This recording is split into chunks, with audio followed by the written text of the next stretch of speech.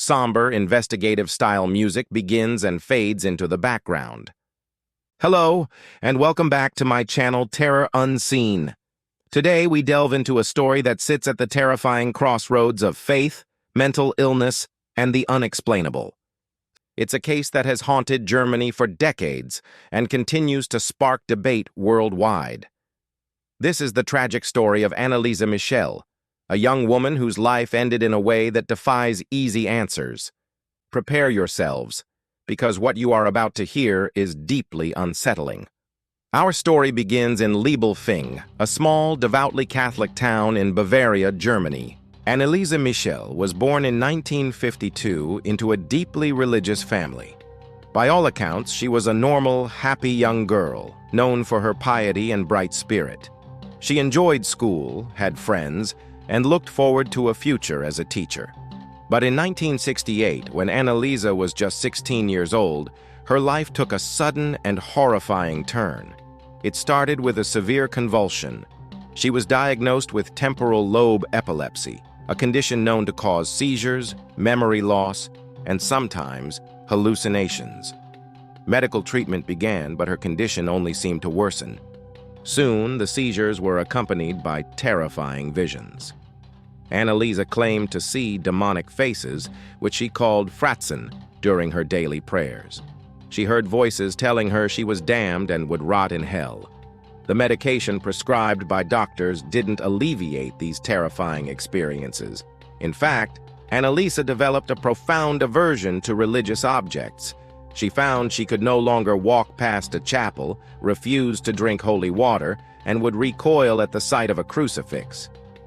Her behavior grew increasingly erratic and disturbing. She would eat spiders and coal, drink her own urine from the floor, and bark like a dog for days on end. She would self-harm, and her family reported her speaking in different, guttural voices and displaying superhuman strength. Desperate, her family began to believe that Anneliese's affliction was not medical, but spiritual. They felt modern medicine had failed them, and they turned to the only other explanation they could grasp: demonic possession. They sought help from their local church, but their initial requests for an exorcism were denied. Church officials urged them to continue with medical treatment, believing her symptoms were a result of her epilepsy and burgeoning psychosis. For years, Anneliese and her family were caught in this limbo, trapped between medical science and their unwavering faith. Anneliese's condition deteriorated. She spent time in a psychiatric hospital but found no relief. The visions intensified. The voices became more malevolent. She claimed to be possessed by several demons, including Lucifer, Cain, Judas Iscariot, and even Adolf Hitler, who all spoke through her, arguing amongst themselves. This is where the story takes its most chilling and controversial turn.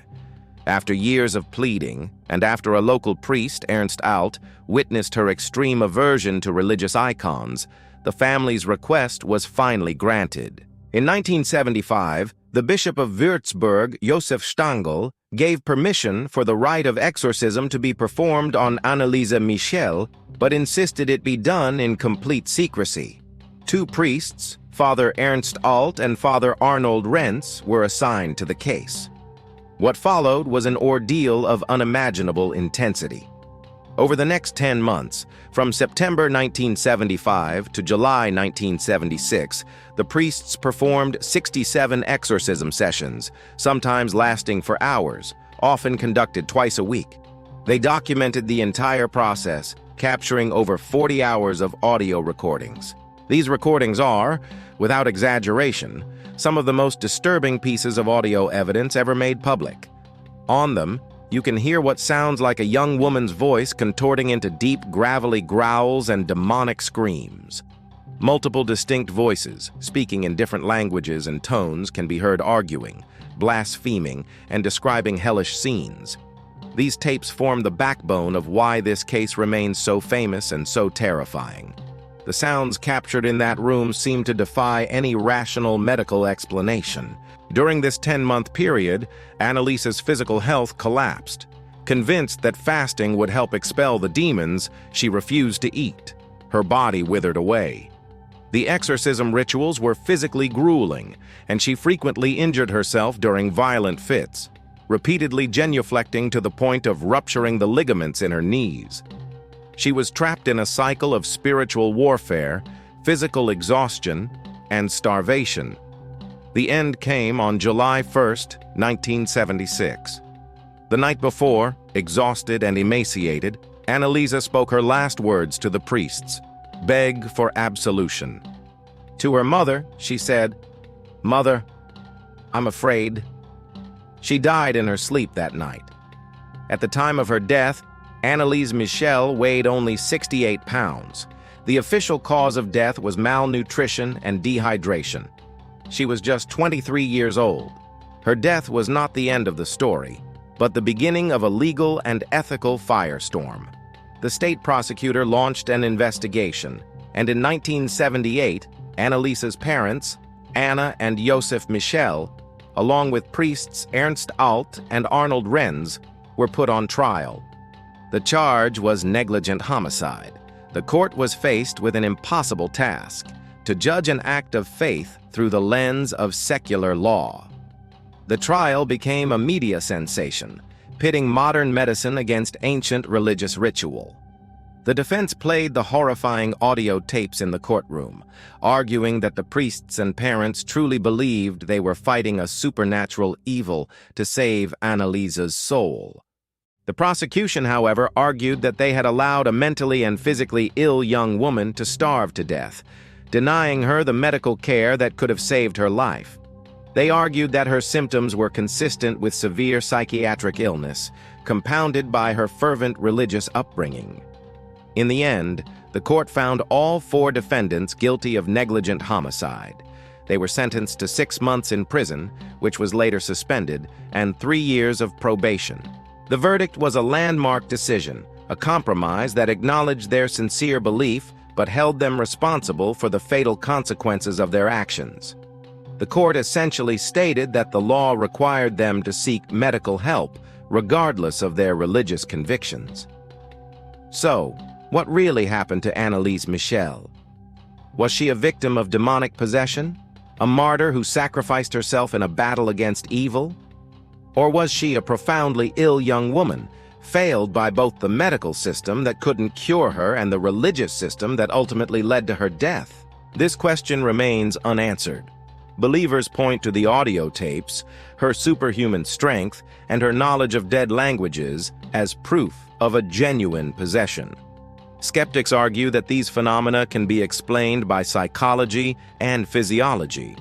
They suggest that her strict religious upbringing, combined with her epilepsy and psychosis, created a perfect storm where she internalized the concept of possession and acted it out, a condition known as psychogenic illness. The different voices could have been a manifestation of dissociative identity disorder. The tragedy of Anneliese Michel is that she was caught in the middle. Her suffering was undeniably real.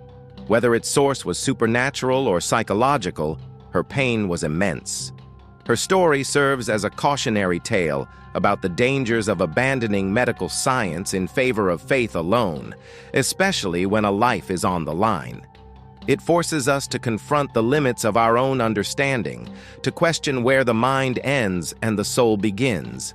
Decades later, Anneliese's grave in Klingenberg am Main has become an unofficial pilgrimage site for those who believe she was a saintly figure who battled evil on behalf of humanity.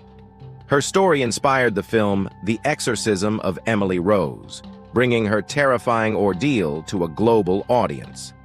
But beyond the horror and the sensationalism, we must remember the human being at the center of it all, a young woman full of promise, whose life ended in torment and confusion.